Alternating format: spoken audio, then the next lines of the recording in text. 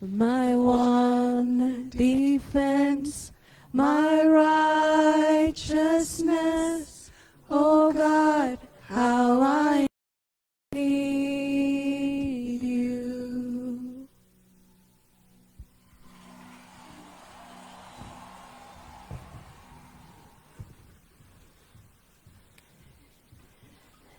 Kom ons word stil voor die Here. Ja, Here, ons kom ook vanoggend en ons bely dit, Here, ons getuig daarvan. Yes, God, we need you. Here, ons is ongelooflik afhanklik van U, o Vader. Ja, Here, ons staan elke dag alleen maar in U genade. Ook wanneer ons vanoggend hier by mekaar is, Here, dis 'n stuk van genade wat ons beleef. Mag dit nooit by ons verbygaan, nie, Here. Dit gaan oor U. Ja, Here, dis U kerk, dis U mense wat hier is vanoggend, om te kom hoor, wat wil U vir ons sê, Vader? En mag dit so wees, Here, dat U woord vanoggend diep, Here, in ons harte sal inspreek, o Vader. En laat ons sal hoor wat die Gees vir ons sê. Here, dat die Gees met ons sal praat deur die woord, Here, dat wanneer ons hier uitstap, Here, ons nader en nader aan U sal wees. Dankie vir elkeen wat hier is vanoggend. Ons dink ook aan hulle wat aanlyn is en hulle wat nie hier kan wees nie. Wil jy met elkeen wees? Spreek, Here. Ons wil vanoggend hoor as U kinders, dienaars, dienaresse, wat U vir ons wil sê tot eer van U grote naam. Amen.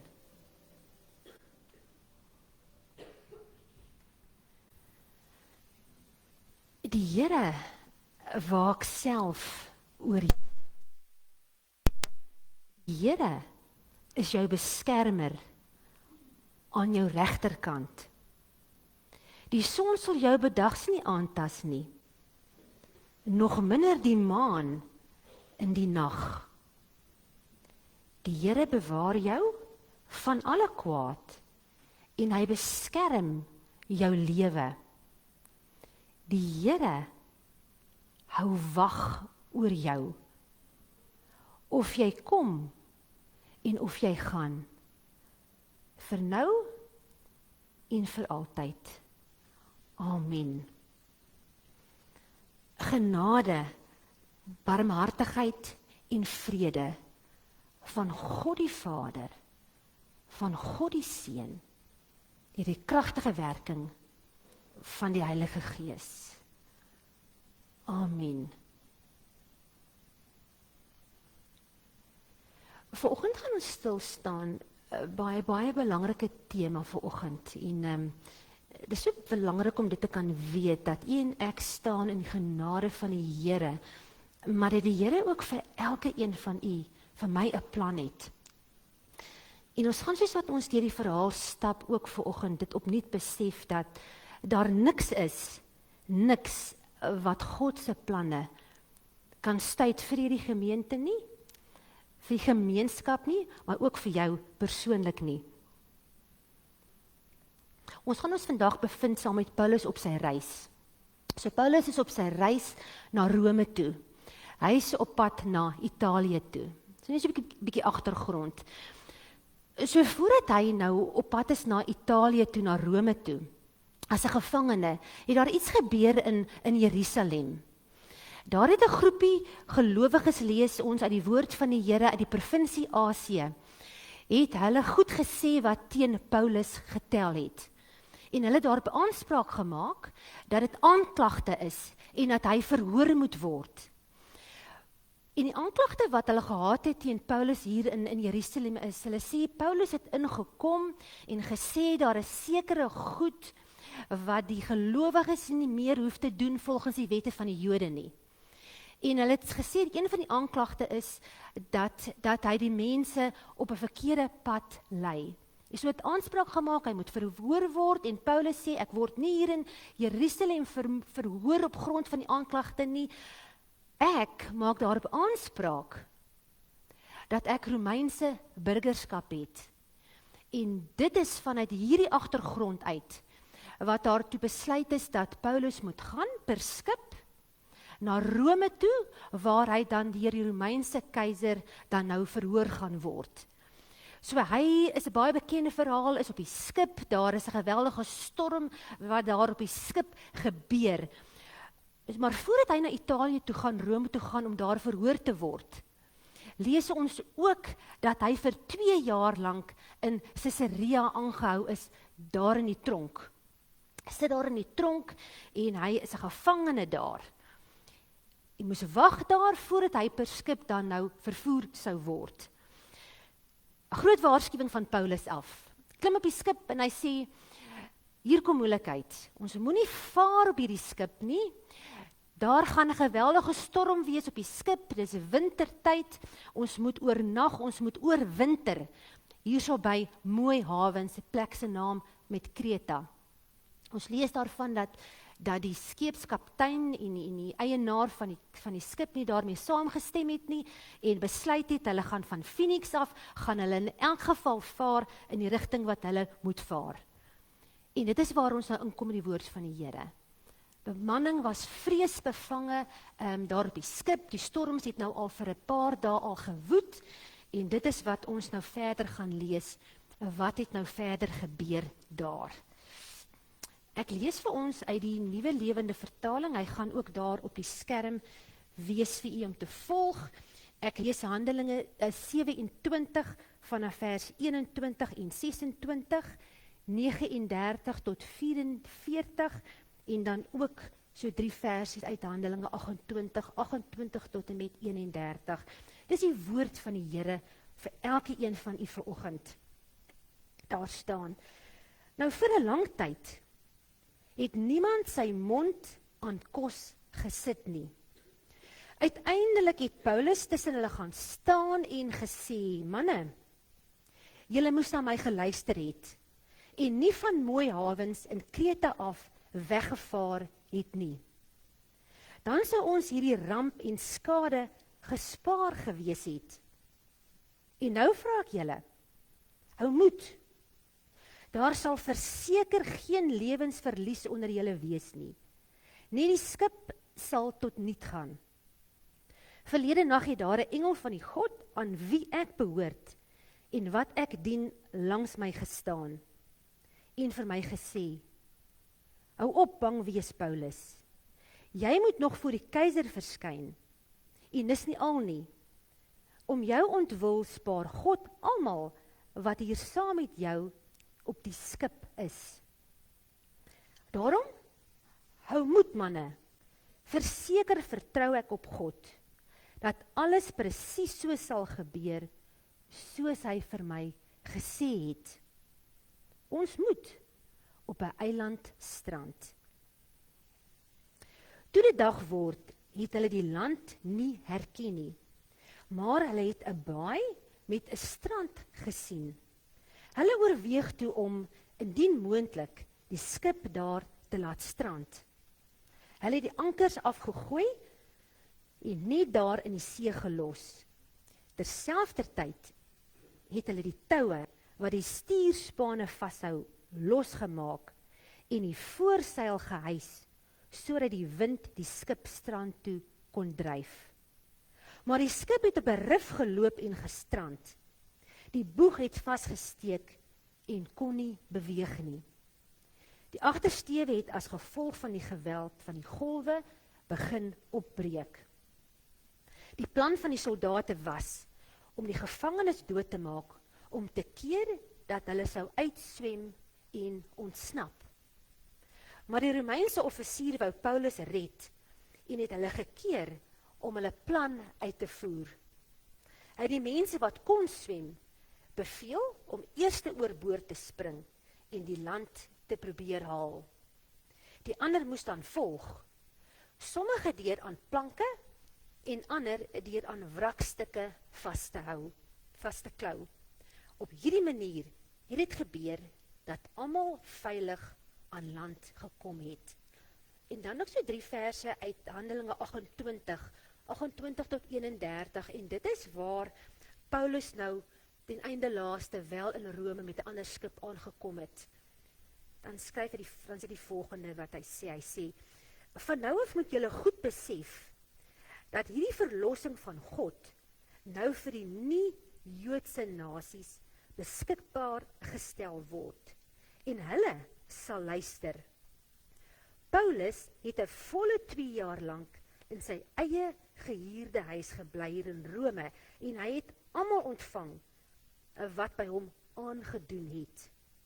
Hy het verkondig dat God as koning regeer, en die mense alles oor die Here Jesus Christus geleer.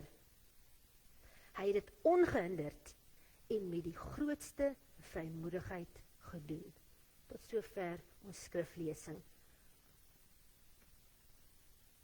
Nou as ons lees hierso van Handelinge 21 af, dan lees ons van die klomp ompaaie wat Paulus gevat het om ten einde laaste daar in Rome te kon aankom. Dit waar hy moes gewees het, dit wat sy doel was, dit wat sy plan was vir die Here, daar moes hy geëindig het, 'n klomp ompaaie. Maar ons lees ook dat hy hierdie geweldige begeerte gehad het, om boodskap te gaan verkondig aan die ongelowiges, aan hulle daar in Rome wat die Here nie geken het nie. Ons lees daar in Romeine 15, hier van 22 tot 23 staan daar, dat hy die begeerte in hom gekoester het, om die woord te gaan bring, by mense uit te bring, wat nie die woord ken nie, wat die woord van die Here so ongelooflik nodig het, en nodig het om te weet dat daar 'n verlosser is. Dit was sy begeerte gewees, en dit was God se doel gewees. Ons lees daar in Handelinge 23 vers 11, het God vir Paulus gesê, hy sê vir hom, Paulus, hy sê, hou moed, net soos jy hier in Jerusalem oor my getuig het, so moet jy ook in Rome doen. As God 'n plan het, gaan niks God se plan stuit nie. Nie vir jou persoonlik nie, en ook nie hier vir Paulus nie. Die grootste storm wat daar losgebreek het op die see, kon nie God se planne stop wat hy gehad het vir Paulus nie. Hy was in die stuur daarvan, van die begin af, was die Here in beheer daarvan. En as ons kyk na die klomp ompaaie, wat Paulus gevat het, dan sien ons, Paulus doen ongelooflike koninkrykswerke, terwyl hy hierdie ompaaie van God stap. God se plan, God se doel. Hy is hier in Caesarea. Wat sou gebeur het as hy nie in Caesarea was nie? Hy is in Caesarea vir 2 jaar. Wat 'n wonderlike geleentheid was dit net nie vir Paulus nie. Hier in Caesarea kon hy die woord van die Here kragtig verkondig het. Wow, wat 'n opportunity. 'n Verleentheid word gebruik as 'n geleentheid. Mag het waar wees in jou lewe, mag het waar wees in my lewe, dat wanneer jy geleentheid kry om die woord van die Here te gebruik, vat dit. Wanneer die Gees van die Here vir jou sê, hier is dit wat ek vir jou gee, bring die woord van die Here, bring bemoediging, moenie huiwer nie. Jy's gehoorsaam. Paulus was gehoorsaam, hy het gegaan. Hy het die woord van God verkondig daar in die tronk. Dit was nie die beste tronk soos wat ons dit vandag ken nie. Moeilike omstandighede. Hy het die geleentheid gehad om met die Joodse raad, terwyl hy daar nog was en gewag het om verplaas te word op 'n skip na Italië toe, het hy met die Joodse raad gesit en kon gesprekke met hulle gehad. Wat 'n wonderlike geleentheid. Wow. Wat 'n wonderlike geleentheid het hy gehad om met koning Agrippa, die Joodse koning, te kon praat, wat gestaan het onder die Romeinse regering, het gesprekke met hom gehad. Hy het gesprekke gehad met die Romeinse goewerneur staan daar in die woord van die Here. Jy het vir hom kragtig gebruik in hierdie tyd. Ompaaie gebruik, ja, maar steeds kragtig gebruik. Miskien was jy al op so 'n ompad. Miskien het jy ook al 'n droom gehad, 'n visie gehad. Miskien is jy nou besig om te wag vir jou droom om waar te word. Hou vas. Die Here gebruik die ompaaie om vir jou te bring daar waar hy vir jou wil hê, tot eer van sy naam. Dis hoe hy werk, en wanneer hy vir jou of vir my op 'n ompad vat, weet jy, dan is daar 'n doel daar agter. Die Here doen nie goed doelloos nie. Wanneer die Here vir jou ompad vat met iets, om vir jou te bring op 'n plek daar waar hy vir jou wil hê, doen hy dit baie keer, my en vir jou, om ons nader aan hom te bring. Hy doen dit sodat jy geestelik kan groei. Hy doen dit sodat jou karakter gevorm kan word. Hy doen dit baie keer sodat jy tot seën van ander kan wees, terwyl jy op hierdie lewensreis is van jou.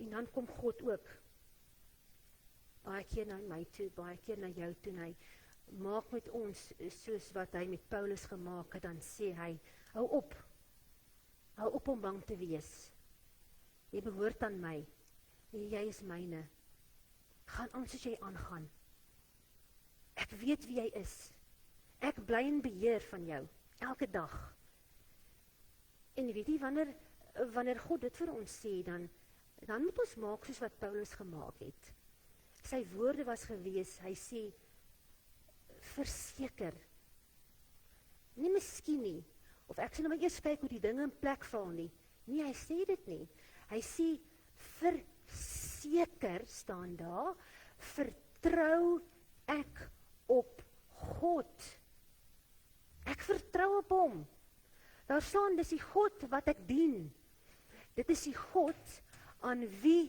ek behoort, verseker.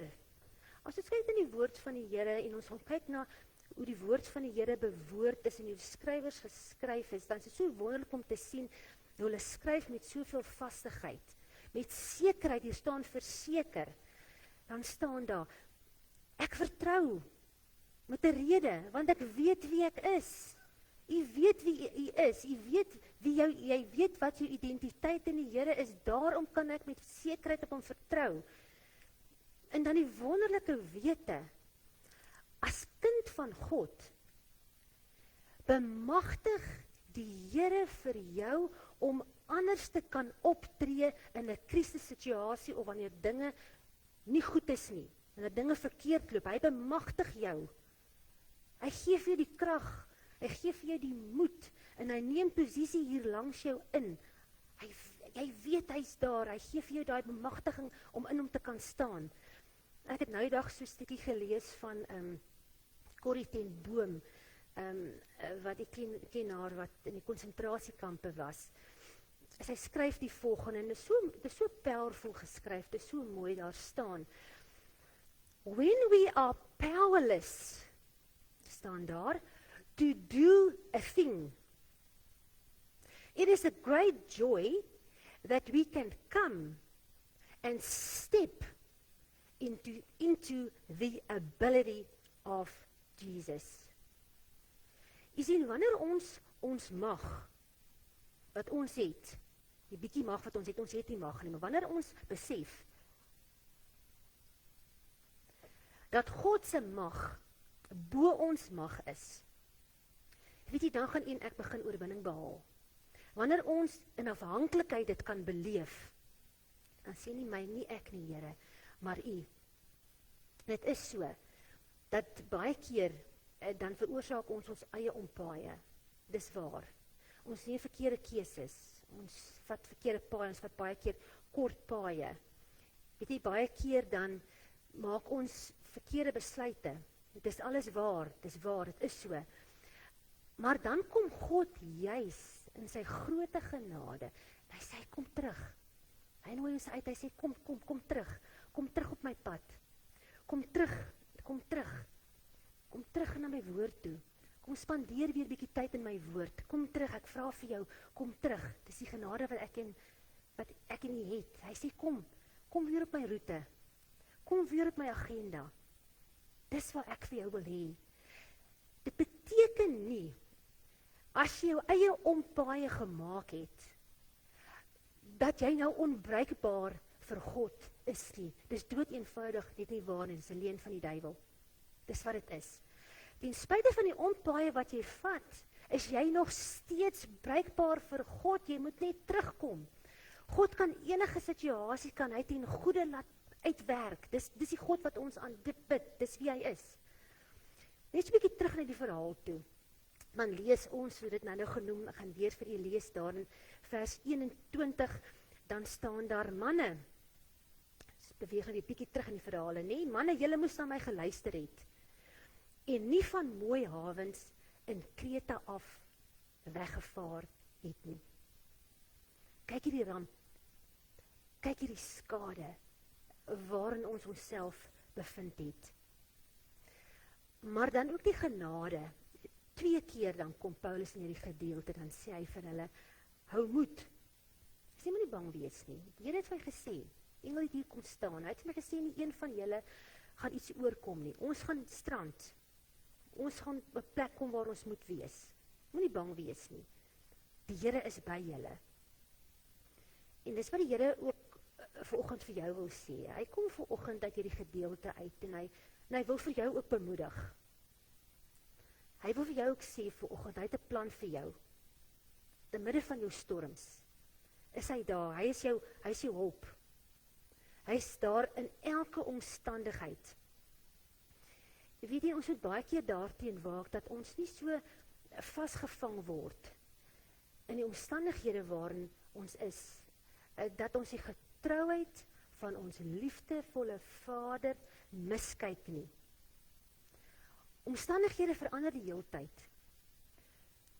Maar God se getrouheid teenoor my en teenoor u bly onveranderd. En baie keer is ons so vasgevang in die resultaat, nê? In die uitkoms van dit waarmee ons besig is. Ons word so vasgevang en blind gestaar. Dit is waarheen ons op pad is en wat gaan die outcome wees? Wat gaan die uitkoms wees van hierdie situasie waarin ek is? Dat ek en jy baie keer miskyk en nie besef dat dit 'n pad is wat ons stap nie. En in die pad wat ons stap, en almal van ons kan getuig daarvan vanoggend, het daar soveel gebeur. Ek het soveel nader aan die Here beweeg. Ek het soveel nader aan die Here gekom. As ons dink aan immigrasie, as ons dink dalk aan siektes, of wat ook al in die lewe op die oomblik gebeur of al gebeur het, as jy terugkyk, dan besef jy, maar die Here was daar. Intussen was dit so wonderlik, want ek het die Here op 'n ongelooflike manier beleef. As die Here nie hierdie ompad gegee het nie, dan het ek dalk nie daai belewenis gehad nie. Ek is naby aan hom. Ek behoort aan hom. Ek het hoop in hom. Dis my hoop. Ons lees verder na Handelinge 27. Dis 'n bietjie verder in die verhaal dat die bemanning alles in hulle vermoë gedoen het. Hulle het nou regtig alles probeer om die skip ligter te maak. Hulle begin en hulle die vragte en die goedere het hulle begin afgooi. Ons lees hulle die toue van die stuurspane het hulle begin losmaak met die hoop om die skip te red, maar dit het nie so uitgewerk en die skip het daar op die rif beland en dit is waar hulle gestrand het. Dit was hulle planne. Kom ons gooi alles oorboord. Maar God het 'n ander plan gehad. God het anders besluit. Dit was sy plan was. Die Romeinse kaptein wou nie vir Paulus dood hê nie. En hy het gesê dat die manne wat kan swem oorboord moet spring. En ja, die wat nie kan nie, het aan planke en aan houte vasgehou en so het hulle ander kant uitgekom. Al 276 van hierdie mense het oorleef. Elke gevangene wat daar was saam met Paulus, elke bemanning het daar aangekom. En hulle het daar aangekom op die eiland Malta. Dit is waar hulle gestrand het. En ook hier, ompad Malta, het die Here gebruik. En hier het Paulus op die eiland, het hy van die siekes genees. Hy het die mense genees wat siek is en wat swaar gekry het. Hier in Malta het hy weer eens die geleentheid gehad om vir die Here se boodskap te bring vir hierdie mense. Soos nou gesê het, wat sou gebeur het? Wat sou gebeur het as Paulus nie al hierdie ompaaie gevat het nie? Wat sou gebeur het van daai mense in Caesarea wat nie die woord van die Here gehoor het nie?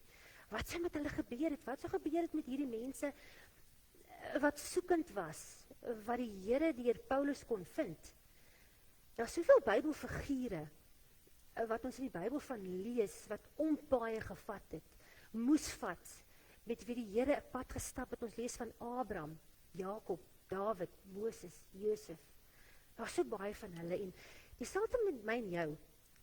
Weet jy, as ons terugdink, dan besef ek en ek weet dat niks gestaan het in God se pad vir hom sodat hy sy doel in my kon bereik nie.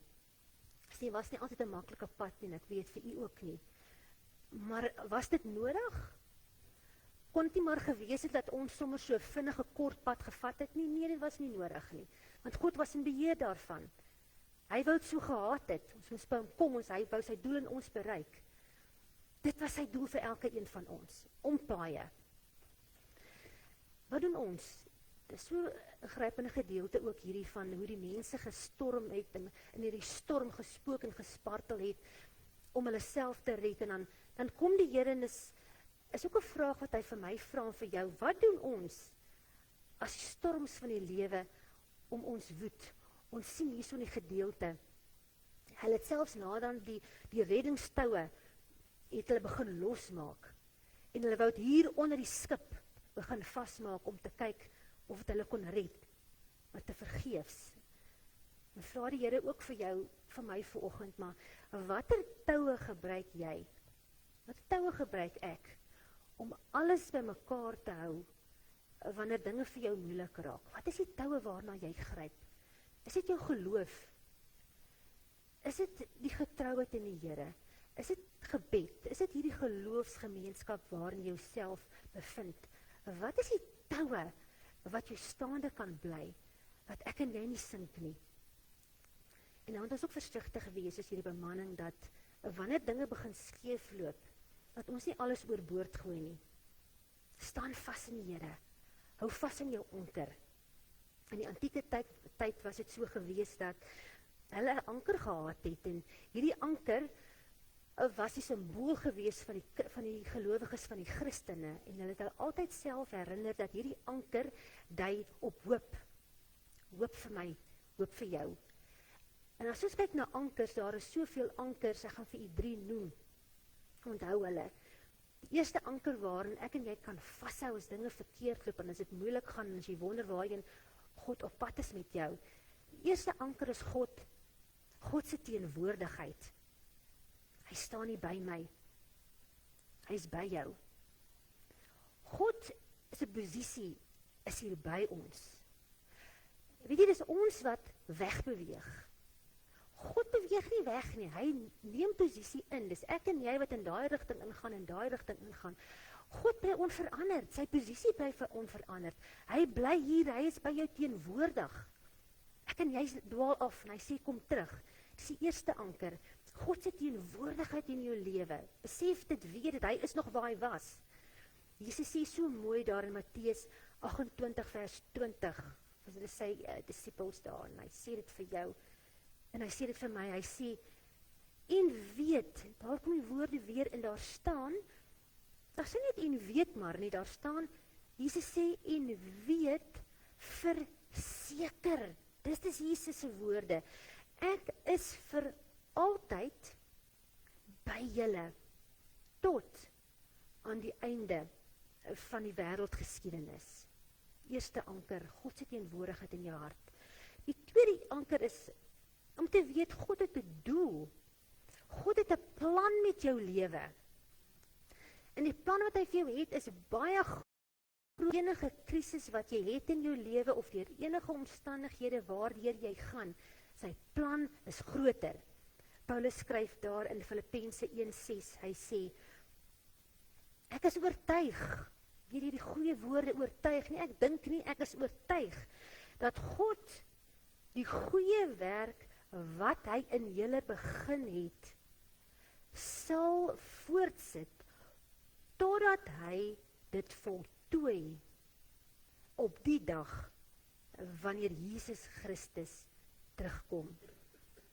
Anker van teenwoordigheid, anker van doel, te weet, hy is besig met jou lewe, hy het 'n plan met jou lewe, en die laaste anker vir een vir my, is God se beloftes.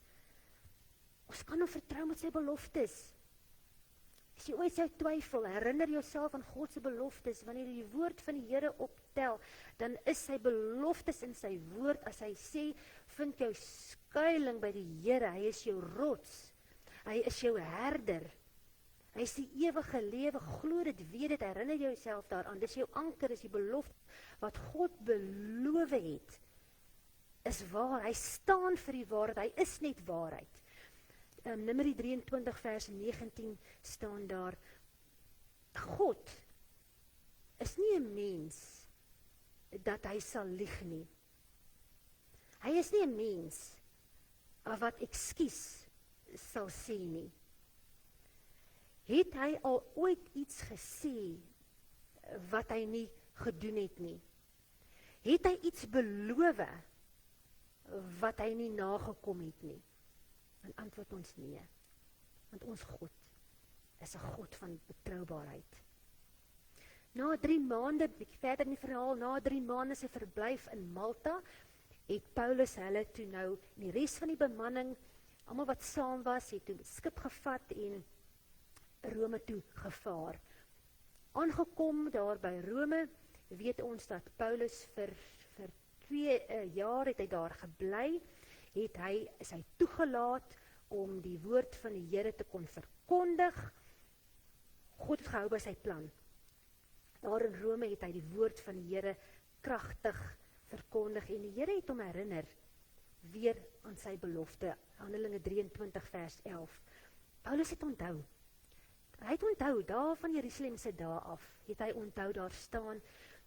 Daardie nag het die Here by Paulus gestaan en vir hom gesê, miskien het jy al so 'n nag gehad. Daardie nag, daar staan, hou moed. Net soos jy hier in Jerusalem oor my getuig, so moet jy ook in Rome doen. Vir Paulus was hierdie plan van God, was sy droom, is ideaal, dit het waar geword.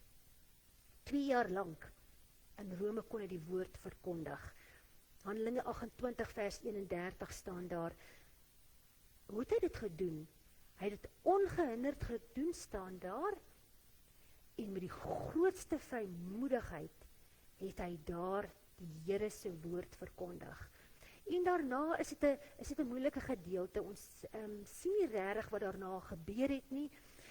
Ons neem aan en die veronderstelling is dat nadat hy daar was in Italië, daai spesifieke geleentheid is hy nooit regtig verhoor nie. Hy was onder huisarrest en hy is vrygelaat. Daarna het hy ook die geleentheid gehad om te gaan verkondig daar in Spanje, en daar met sy sendingreise kon hy weer gaan hoor hoe gaan dit met die gemeentes daar. En dan neem ons ook so aan in die veronderstelling is, toe het hy van daar af weer teruggegaan na Rome toe, waar Paulus toe verhoor is hierdie keer, en waar hy toe ter dood veroordeel is, en waar hy toe tereggestel is. Net vanoggend ook vir elkeen van u, God het nie vergeet van jou nie. God het nie vergeet van die planne wat hy het vir jou lewe nie. Sy belofte staan ook vir jou vas. Staan vas in dit, jy kan hom vertrou. Weet jy, en ek moet absoluut op 'n punt kom waar ons vir God vertrou. Vertrou die groot outeur met die skryf van jou lewensverhaal. Hy is in beheer daarvan. Weet jy, dit is so dat baie keer dan kom ons en dan sê ons, maar Here, wat is u plan vir my lewe?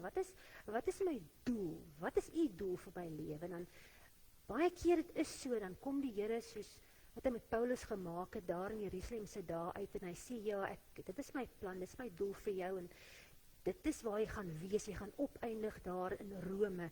Dis nie ongelowiges, dis jou droom, dit gaan waar word, dis my plan ook vir jou, en dis wonderlik, maar weet jy, baie keer dan kom die Here ook na jou toe, na my toe, dan wil hy ook net vir jou sê, daar waar jy is op die oomblik, in jou lewe, in die seisoen waar jy jouself bevind, dis my plan vir jou, wees net daar, wees net bruikbaar, daar waar ek jou nou gesit het, daar waar ek jou geplaas het, net daar waar jy is, I'll meet you where you at.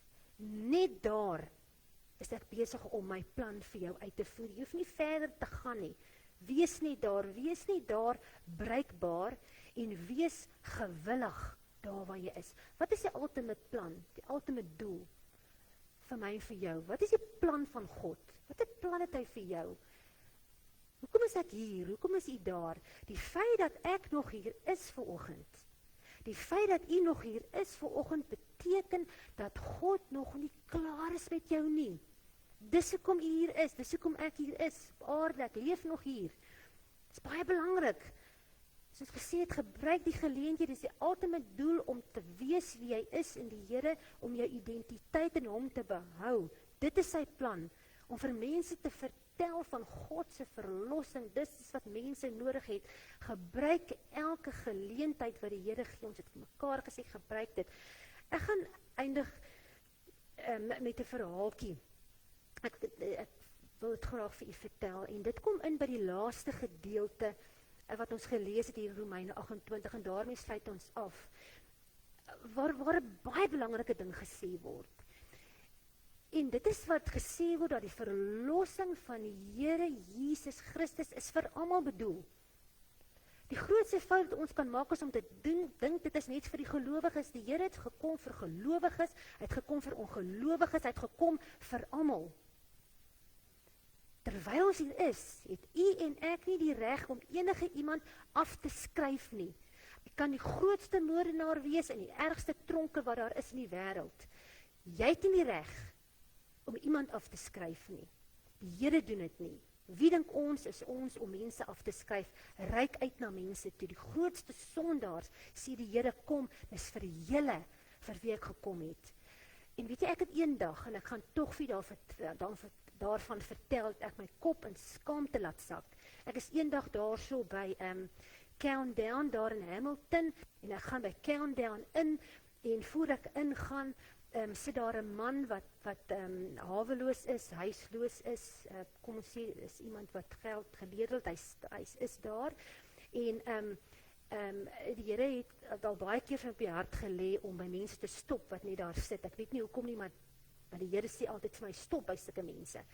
En dit was so 'n dag, en ek stop, en ek sê vir hom, how are you today? Hy sê, no, I'm good. Ek's goed. En ek sê vir hom, I just want to tell you something, ek wil net vir jou sê, weet jy, die Here het jou baie lief. Ek sê, we live in a broken world. Ek sê, maar sy liefde is nie gebroken nie. Ek sê, tell me your story, sê ek vir die man. En hy sê vir my, ek was 'n hele klompe jare terug, was ek in 'n ongeluk gewees. Hy sê, ek het daar in 'n bakkie dingetjie, het ek op die strand gejaag met die ding, en hy het omgetiep. En hy sê, ek het geval op my kop, en my skedel erg beseer. Hy sê, look, en ek kyk toe, dit is baie erg besering, sy kop is heeltemal 'n greef in, baie erg. Maar weet jy, hy sê toe vir my hierdie woorde, en is hier waar ek vir die Here gesê het, Here, ek het gedink, ek gaan my woord te bring, vir hom nie die woord en bemoediging te bring, en hier bring die man vir my bemoediging. Hy sê, but you know what? Hy sê, against all odds, daardie dag, het die Here ingetree. Hy sê, do you know what? Ek sê, what? Hy sê, he gave me a second chance. Hy sê, the doctors couldn't do anything, but God could do it. God het ingetree, en he saved me. That day, sê hy, he gave me a second chance. Hy sê, daai woorde was so kragtig, hy sê, against all odds. Weet jy, dit is so belangrik om dit te weet, ook vanoggend, against all odds, God het jou. Mag het so wees vanoggend, dat jy dit op 'n kragtige manier beleef. Maak nie saak wat op jou gebeur nie, niks kan God se planne vir jou ooit stuit nie. Amen.